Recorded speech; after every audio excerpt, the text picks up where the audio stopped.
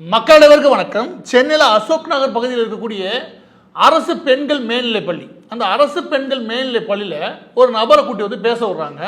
அந்த நபர் ஆன்மீகம் சம்பந்தமா பேசுறாரு. அது ரொம்ப முக்கியமாக அவர் என்ன சொல்றாரு அப்படின்னா, பாவ புண்ணியங்களை பத்தி பேசுறாரு. ஒரு பாவம்னா என்ன, புண்ணியம்னா என்ன, நாம எப்படி நடந்துக்கணும்னு அந்த மாணவர்களுக்கு சொல்ல முயற்சி பண்றாரு. அவரோட பேர் மகாவிஷ்ணுன்னு வச்சுக்கோங்க. அந்த நபரை நான் இப்பதான் கேள்விப்படுறேன், அது நான் பார்த்ததே கிடையாது. அந்த நபருக்கு இங்க தீவிரமா எதிர்ப்பு வலுக்குது. யார் எதிர்ப்பை உருவாக்குறா அப்படின்னா, திக, பெரியாரிஸ்ட், திமுகவுக்கு எவெல்லாம் வக்காலத்து வாங்கினானோ அவெல்லாம் எதிர்ப்பு உருவாக்கி இங்க என்ன மாதிரியான பிரச்சனையை அதை எடுத்து போக விரும்புறாங்க அப்படின்னா, பாருங்க பள்ளிகள்ல ஆர்எஸ்எஸ் வந்துருச்சு, அதுக்கப்புறம் ஆன்மீகத்தை கொண்டு வந்து பரப்புறானுங்க, இதெல்லாம் நல்ல விஷயமா, நியாயமா அப்படின்னு சொல்லி கடைசியா கம்யூனிஸ்ட் இயக்கங்கள் போராட்டத்தில் குதிக்கிறாங்க. அதுல ஒரே ஒரு ஆசிரியர் வந்து துணிஞ்சு என்ன கேட்டார்னா, நீங்க எப்படி இங்க ஆன்மீகத்தை பேச போச்சு அப்படின்னு அந்த ஆசிரியர் கேட்கிறாரு. இந்த பள்ளி கல்வித்துறைக்கு அறிவு இல்லையா அப்படின்னு சொல்லிட்டு மாணவர்கள் இயக்கம் குதிக்குது. அது மாணவர்கள் இயக்கம்லாம் கிடையவே கிடையாது. ஒருத்தன் 10 பேரை கூட்டி வந்து இங்க கத்திக்கிட்டு இருக்கான். அந்த ஒருத்தன் யாருன்னா, திமுக வாங்கி தின்ற ஒரு அல்ல கை. இவங்களே போராட்டம் செட் பண்ணி இவங்களே ஒரு விதமா நடத்தி இந்த பிரச்சனையை உருவெடுத்து அதன் மீது இவங்களே நடவடிக்கை எடுக்கிற மாதிரி, அதாவது இவங்களே வைப்பாயலாம், அது இவங்களே எடுப்பாயலாம், அந்த கதை தான் வச்சுக்கோங்க. இப்போ என்ன விஷயம் அப்படின்னா, இப்போ ஒரு வீடியோ ஒன்று காட்டுறேன், அந்த வீடியோவை பார்த்துருங்க.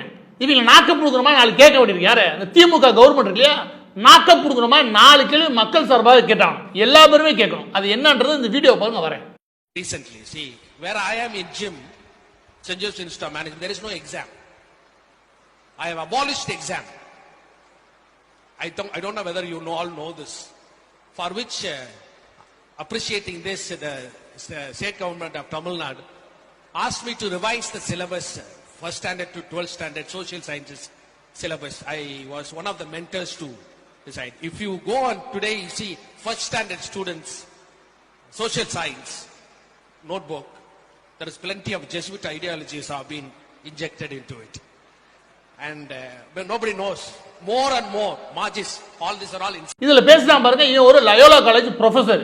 லயோலா காலேஜ்ல ஒரு முக்கிய பொறுப்புல இருந்தவன். ஒரு 4-5 வருஷம் அங்க இருந்து பெரிய லெவலில் அவருடைய காசெல்லாம் ஆட்டை போட்டான்னு வச்சுக்கோங்க. ஆனா அவன் முக்கியமான நபர். யாருக்கு முக்கியமான நபர்னு கேளுங்க. யாருக்குன்னா, மதம் பரப்பக்கூடிய நபர்களுக்கு மிக முக்கியமான நபர். அந்த வீடியோல அவன் என்ன சொல்றான்றதா முக்கியம். அந்த வீடியோல அவன் என்ன சொல்றான், என்னைய கூப்பிட்டு என்ன பண்ணாங்கன்னா, பள்ளி பாட புத்தகங்கள் இருக்கு இல்லையா, அது அரசு பாட புத்தகங்கள், அந்த பள்ளி பாட புத்தகங்கள்ல 1ஆவதுல இருந்து 12ஆவது வரை இருக்கக்கூடிய சோசியல் சயின்ஸ் இருக்கு இல்லையா, சமூக அறிவியல், அந்த பாடத்திட்டத்தை வடிவமைக்க சொன்னாங்க. அதுல நான் இன்டைரக்டா உள்ள திணிச்சிருக்கேன். எதை? ஜீசஸ் பைபிள்ல இருக்கக்கூடிய வசனங்களை உள்ள திணிச்சிருக்கேன், அந்த ஐடியாலஜியை உள்ள திணிச்சிருக்கேன். இதுக்கு மேலே நான் திணிக்கிறதுக்கான வேலைகள்ல ஈடுபடுவேன். வெட்ட வெளிச்சமா லயோலா காலேஜில் உட்காந்து பேசுறேன். லயோலா காலேஜில் உட்காந்துக்கிட்டு ஒன்னு இந்து மதத்துக்கு எதிராக பண்ணுவானுங்க, இன்னொன்னு நாட்டுக்கு எதிராக பிரச்சாரம் பண்ணுவானுங்க, இன்னொரு வேலை இந்த வேலையை பார்ப்பாங்க. அந்த கல்லூரியை சேர்ந்த ஒரு ப்ரொஃபஸருடைய பேச்சு தான் இது. இவனை கூட்டி வந்து ஸ்கூல் பாடத்திட்டத்தை சிலபஸை வைறானா, இவன் எதை திணிக்கிறான், இவன் மதத்தை திணிக்கிறதுக்கு இதுக்கு வழிவகை பண்ணி கொடுத்துருக்கானுங்க. இதான் முக்கியம். இவன் மீது ஏதாவது நடவடிக்கை எடுத்துச்சா திமுக? கிடையாது. அதுக்கு பதில என்ன போட்டிருக்குது, சிறுபான்மையின மக்கள் மற்றும் பிற்படுத்தப்பட்ட மிகவும் பிற்படுத்தப்பட்ட, அதாவது பிசி எம்பிசி இல்லையா, அவங்களுக்கு சேர்த்து அதுக்கப்புறம் சிறுபான்மையின மக்கள், இவங்களுடைய நலவாரியம் ஒன்று இருக்குது. அதாவது இவங்களுக்கெல்லாம் சேர்த்து ஒரு மினிஸ்டர் இருக்கான்னு வச்சுக்கோங்க. இதுல மைனாரிட்டி கமிட்டின்னு ஒன்று இருக்குது. அதாவது சிறுபான்மை மக்களுக்கான ஒரு கமிட்டி இருக்குது. அது சிறுபான்மையின மக்கள் எல்லா மக்களும் சேர்ந்துதான். அந்த கமிட்டிக்கான தலைவர் யாரு? அந்த கமிட்டிக்கான தலைவரை யாரை போட்டிருக்காங்க? இந்த ஜோ அருணோதிக்கு போட்டிருக்காங்க. அதாவது லயோலா காலேஜில் அதிகமாக குப்பையை கொட்டிட்டு நல்லா தின்னுட்டேன். அதுக்கப்புறம் இந்த திமுக கவர்மெண்ட் என்ன பண்ணுது, அவனை கூட்டு வந்து முக்கிய பொறுப்பு கொடுக்குது. அப்ப எந்த அளவுக்கு திமுக கவர்மெண்ட் இவனுக்கு திமுக கவர்மெண்ட்டும் ஒத்துக்குதுன்னு புரியுதா? இந்த லட்சணத்தில் திமுக கவர்மெண்ட் நடத்திக்கிட்டு திமுக தலைவர் MK ஸ்டாலின் அவர்கள் முதலமைச்சராக உட்கார்ந்துக்கிட்டு இந்து பண்டிகைகளுக்கு மட்டும் வாழ்த்து தெரிவிக்காம, வரப்போது பிள்ளையார் சதுர்த்தி, எங்க வாழ்த்து தெரிவிச்சு பார்ப்போம், வாழ்த்து தெரிவிக்க போறது கிடையாது. அந்த ஆள் கொஞ்சம் கூட வெக்கமே இல்லாம CSI நடத்தக்கூடிய ஆண்டு விழால போய் நடந்துக்கிட்டு என்ன சொன்னாரு, நான் கிறிஸ்தவர் என்பதில் பெருமை கொள்கிறேன். இந்த அரசு கிறிஸ்தவர்களால் அமைஞ்ச அரசு, அதாவது உங்களால் அமைஞ்ச அரசுன்னு சொல்லலையா? அன்னைக்கெல்லாம் எவனும் பொங்கவே இல்லையே. இதே கம்யூனிஸ்ட் அமைப்புகள் அன்னைக்கு பொங்கி எவனும் போராட்டத்தில் குச்சமா தெரியலையே. இதே ஆன்மீக சொற்பொழிவுகளை எதிர்த்து பேசக்கூடிய நபர்கள் எவனும் வந்து குதிச்சமா தெரியலையே. இன்னைக்கு ஆன்மீக சொற்பொழிவு ஆற்றியான்னு சொல்லிட்டு ஒருத்தனை நீங்க சொல்றீங்க இல்லையா, மகாவிஷ்ணு, அந்த ஆள் மேல என்னவா நடவடிக்கை எடுத்துக்கோங்க, அதை பத்தி எனக்கு கவலையே கிடையாது. ஆனா உங்களுக்கு என்ன தகுதி இருக்கு? என் கேள்வி என்னன்னா, உங்களுக்கு என்ன தகுதி இருக்கு? நீ இன்னைக்கு குதிக்கிறதுக்கு ஒரே காரணம் லயோலா காலேஜ் சொல்லியிருப்பாங்க. என்ன சொல்லியிருப்பாங்க, அவன் மீது நடவடிக்கை எடுக்கலான்னு. அவன் ஆன்மீகம் தான் பேசியிருக்கான், வேற ஒன்றும் கிடையாது. என்னன்னா நல்லா யோகா பண்ணுங்க, மெடிடேஷன் பண்ணுங்க, இதோட சேர்த்து பாவ புண்ணியங்களை பத்தி பேசியிருக்கான். எந்த கடவுளை பத்தி பேசல, குறிப்பிட்ட இந்து மதத்தினுடைய கடவுளை பத்தி பேசவே இல்லை. ஆனா இவங்க எல்லாம் குதிக்கிறதுக்கு என்ன காரணம் நான் சொல்றேன். அது ஏன்னா உலகத்திலேயே மற்ற எல்லா மதங்களும் நீங்க சொர்க்கத்துக்கு போவ இல்ல நரகத்துக்கு போவ இந்த மாதிரி பயமுறுத்தியே கொண்டு போகும். ஆனா இந்தியாவில் தோன்றிய ஆன்மீக நம்பிக்கைகள் மட்டும்தான் பாவ புண்ணியம் பேசும். பாவம் எது, புண்ணியம் எது, பாவ காரியங்கள் என்ன, புண்ணிய காரியங்கள் என்னன்ற விஷயத்த இந்தியாவில் தோன்றிய ஆன்மீக நம்பிக்கைகள் மட்டும்தான் பேசும்.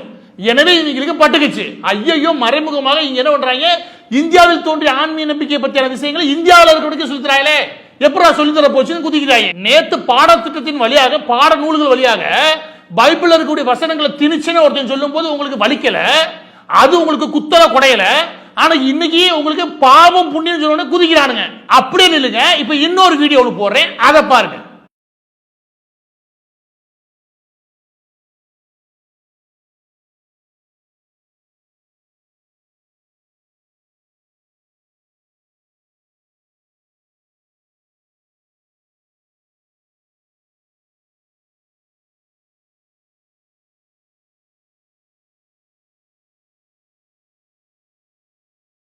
இது ஏதோ ஒரு இடத்துல நடக்கல, தமிழ்நாடு முழுவதும் நடக்கக்கூடிய விஷயம். அது என்ன அப்படின்னா, பள்ளிக்கூடம் முடிஞ்சதுமே பள்ளிக்கூடத்துக்கு வெளியே 2 நிக்க வேண்டியது. அந்த வீடியோல இருக்கு பாருங்க, நின்றுக்கிட்டு இந்த பைபிள் இருக்கு இல்லையா, அதனால பிரிண்ட் அடிச்சு புத்தகமா வச்சுக்க வேண்டியது. அது ஸ்கூலுக்கு போயிட்டு வர எல்லா குழந்தைகளுக்கும் கொடுக்க வேண்டியது. பெரும்பாலான குழந்தைகளுக்கு கொடுக்கறதா வேலையே. அதுக்குன்னு தனி அமைப்பு இங்க இருக்கு, எப்படி பைபிள் சொசைட்டி நினைக்கிறேன். அந்த அமைப்புக்கு வேலையே வெளிநாடுல இருந்து காசு வருது. அதோட வேலையே என்னன்னா, ஒவ்வொரு மாதமும் ஒவ்வொரு வருடமும் நீங்க எத்தனை லட்சம் புக்கு நீங்க பதிவுல ஏத்துறீங்க, அந்த புத்தகங்களை பிரிண்ட் பண்ணி வெளியே கொண்டு போய் சேர்த்தீங்களா, யார்கிட்ட கொண்டு போய் சேர்த்தீங்க, இது மட்டும்தான். இவங்க ஒன்னும் ஆன்மீகத்தை பரப்புறதுக்காக வரவே கிடையாது. வெளிநாடுல இருந்து வரக்கூடிய காசை வாங்கிக்கிட்டு பைபிளை ஊரா பள்ளிக்கூடங்களுக்கு முன்னாடி நின்று கொடுக்குறானுங்க.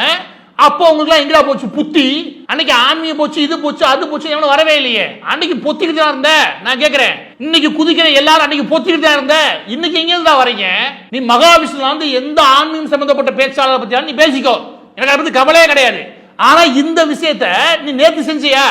இந்த விஷயத்தை நீ முந்தானத்து செஞ்சியா? மத்த மதங்கள் சம்பந்தப்பட்ட விஷயத்துல திமுக கவர்மெண்ட், முக்கியமாக ஸ்டாலின் கவர்மெண்ட் நல்லா தடவி கொடுத்து சந்தனம் போடும்போது அமைதியாக இருந்த அன்னைக்கு குழு குழு குழு இருந்துச்சா? இதெல்லாம் மட்டும் எங்கேயாவது உனக்கு குப்பு குப்புன்னு வருது.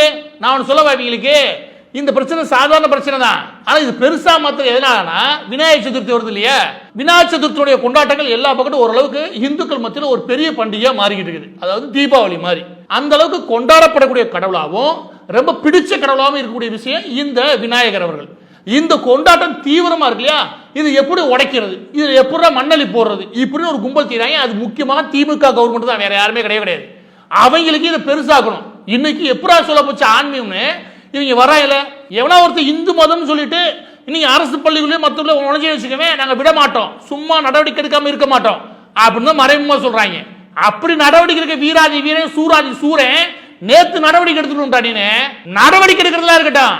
அப்படி பேசுறோன்னு பாட நூல்கள்ல கொண்டு வந்து கிறிஸ்தவத்தின் தன்மையை நான் திணிச்சேன்னு ஓப்பனா சொன்னோன்னு ஒருத்தர் கொண்டு வந்து மைனாரிட்டி கமிட்டில முக்கிய பொறுப்புல போறேன்னா நீ எவ்வளவு பெரிய தில்லாலங்கடி வேலை பாக்குற? உங்களுக்கு என்ன தகுதி இருக்கு? ஒட்டுமொத்த ஸ்டாலின் கவர்மெண்ட்டுக்கும் கேட்கிறேன், உங்களுக்கு என்ன தகுதி தரம் இருக்கு இங்க ஆன்மீகத்தை பத்தி பேசுறதுக்கு? நீ எல்லா மதத்தையும் மதிக்கிறா, நீ நியாயமான ஆளு. ஓட்டு வாங்கும் போது நாங்க இந்துக்கள் 80% இருக்கதான் செய்யறாங்க அப்படின்னு பூசி மொழிகி பேசிட்டு வெற்றி பெற்று உள்ள உட்கார்ந்ததுக்கு அப்புறம் எந்த இந்து பண்டிகைகளுக்கு வாழ்த்து தெரிவிக்க மாட்டேன், ஆனா இஸ்லாம் கிறிஸ்தவமா வாழ்த்து தெரிவிப்பேன்னு இப்படின்னு மதம் சார்ந்த ஒரு வெறுப்பு பிரச்சாரத்தை மனசுல இருக்கக்கூடிய உங்களுக்கு என்ன தகுதி இருக்கு? இன்னைக்கு ஆன்மீகத்தை பத்தி எங்க பேசணும், எங்க பேசக்கூடாது, யார் ஆன்மீகத்தை பத்தி பேசணும், எந்தெந்த விஷயங்களும் ஆன்மீகம் அப்படின்ற பத்தி உனக்கு என்ன அறிவு இருக்கு, என்ன தகுதி இருக்கு பேசுறதுக்கு நான் கேட்கிறேன். இது மட்டும் கிடையாது, எல்லா கிறிஸ்தவ பள்ளிகள்லயுமே இப்ப விபூதி வைக்கிறதுல ஆரம்பிச்சு பெண் குழந்தைய பூ வைக்கிறதுல தொட்டு எல்லாம் பிரச்சனையா இருக்கா இல்லையா? எல்லா இடத்துலயும் பிரச்சனை இருக்குது. அந்த பிரச்சனையை பத்தி என்னைக்கா வாயை திறந்து நீ பேசுறது உண்டா? அவர் பேசுறதுக்கும் புகார் அளிக்கிறதுக்கும் ஏதாவது ஒரு நம்பர் மட்டும் கூட பார்ப்போம். நம்பர் கூட அடுத்த நாள் தமிழ்நாடு முழுவதும் ஒரு பெரிய சச்சரவு வெடிக்குதான் நான் சொல்றேன். ஏன்னா உனக்கு அந்த பள்ளிக்கூடத்துல அதோட நிர்வாகத்துல பொத்தி பாதுகாக்கணும். ஏன் சொல்லுவா? உனக்கு ஓட்டு கிடைக்கும். உனக்கு சிறுபான்மையின மக்களை தாண்டி இந்த சிஎஸ்ஐ இருக்குல்ல, இந்த மாதிரி வெளிநாடுல இருந்து காசு வாங்கிட்டு ஊருக்குள்ள மதம் மாத்திரக்கே ஊருக்குள்ள ஒரு பெரிய கும்பல் தீராங்க. இந்த போகன்சி லாசரஸ்ல ஆரம்பிச்சு லயோலா காலேஜ் வரைக்கும் ஒரு பெரிய கூட்டம் ஒன்று தீராங்க.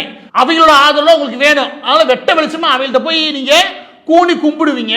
ஆனா இங்கிட்ட இந்துக்களுடைய ஒற்றுமை இல்ல, அதை பிரிச்சு விட்டு ஜாதி ரீதியா மோத விட்டு அதுக்குள்ள ஓட்டு வாங்கிடலாம். அதான உங்க கணக்கு. உனக்கு நேர்மைன்னு இருந்தா எல்லா மதத்துக்கும் வாழ்த்து தெரிவி, இல்ல எந்த மதத்தையும் வாழ்த்து தெரிவிக்காத. அதே மாதிரி எந்த மதத்தையும் நீ பள்ளிகள்ல பரப்பாத அப்படின்னு உன்னால சொல்ல முடியுமா? எல்லா கிறிஸ்தவ பள்ளிகள்லுமே தனிப்பட்ட ஆராதனை நேரங்களும் உண்டு. அந்த ஆராதனை நேரங்கள்ல பள்ளிக்கு சம்பந்தமே இல்லாத ஆட்கள் வெளியில இருந்து வந்து எல்லா குழந்தைகளையும் நிப்பாட்டி ஜீசஸுடைய பெருமையை சொல்லி அதை பரப்புறது நடக்குதா நடக்கலையா? இது இந்த ஊர்ல நடக்குதா நடக்கலையான்னு கேட்கிறேன். ஏன்னா புதுசா குதிக்கிறீங்க, காலைல வெந்நீர் ஊத்துற மாதிரி குதிக்கக்கூடிய திமுக அரசுக்கு நான் கேட்கிறேன், என்ன புதுசா நடக்குது? பதிவோட இறுதியாக கூடுதலா ஒரு விஷயம் சொல்ல விரும்புறேன். அது என்ன அப்படின்னா, நானே அரசு பள்ளிகள்ல படிச்சு வந்தால்தான் என்னுடைய பள்ளிக்கூடத்தில் நடந்த ஒரு விஷயத்தையும் சொல்றேன். அது என்ன அப்படின்னா, ரெண்டு விளையாட்டுக்கு 2 வாத்தியார் இருப்பாங்க. அதுல பிடி வாத்தியார் கூட்டி போய் உட்கார வச்சு அவருக்கு வேலை என்ன அப்படின்னா, 1 மணி நேரம் வச்சுக்கோங்க, அதுல அரை மணி நேரம் என்ன வேலை நினைக்கிறீங்க, கருணாநிதிக்கு ஓட்டு போட சொல்லுங்க உங்க அப்பாவை அப்படின்னு சொல்லி தெரியவாப்ல. ஊரா எல்லா பள்ளிக்கூடத்துலயும் இந்த அரசியலை கொண்டு வந்து சேர்த்தவன் யார் தெரியுமா? திமுக காரன். இவன் பேசியான் எப்படி பள்ளிக்கூடங்கள் நடக்கணும்னு. கடந்த 35-40 வருஷமா நீங்க பண்ண வேலைன்னா, அரசு பள்ளிகள்ல ஈவே ராமசாமியை பத்தி நீங்க பேசி எழுதிருக்க எல்லாமே பொய். எல்லா பொய்யும் உள்ள எழுதி வச்சு, கருணாநிதியை பத்தி எந்த அளவுக்கு முடியுமோ அந்த அளவுக்கு பொய் எழுதி வச்சு, எல்லா பொய் புரட்டையும் உள்ள திணிச்சு பிள்ளைகளை பள்ளிக்கூடத்திலேயே உன் கட்சிக்கு ஏத்தாப்புல மூல செலவு பண்றதுக்காக ரெடி பண்ணி வச்சேன். இந்த வேலையை தீவிரமா பார்த்தது வேற யாரும் கிடையாது, சாட்சாத் இதே திமுக கவர்மெண்ட் தான். இந்த வேலை 24 மணி நேரமும் அரசியலை உள்ள திணிக்கிறதுக்கும், அதுக்கப்புறம் அது பத்தாதுன்னு தன்னுடைய ஆதரவாளர் உள்ள அனுப்பி தனக்கு வேண்டியவர்களுடைய மதத்தை பரப்புறதுக்கு அந்த பள்ளிக்கூடத்துடைய சிலபஸை பயன்படுத்தணும் இதே கும்பல் தான். இந்த மாதிரி ஒரு கேடுகட்ட புத்தியோட இருக்கக்கூடிய திமுக கவர்மெண்ட்டுக்கு என்ன தகுதி தர இருக்கு? இங்க ஆன்மீகத்தை பத்தி எங்க பேசணும் எங்க பேசக்கூடாதுன்னு, அதை விட ஒரு படி மேல போய் சொல்லணும்னா, பிள்ளையார் சதுர்த்தி வருது, எங்க வாழ்த்து சொல்லு. எல்லார் ஓட்டையும் வாங்கி தான் நீ வந்த, இங்க வாழ்த்து சொல்லு பார்ப்போம். அப்ப ரம்ஜானுக்கும் கிறிஸ்துமஸ்க்கு மட்டும் வாழ்த்து தெரிவிக்கிற என்ன அர்த்தம்?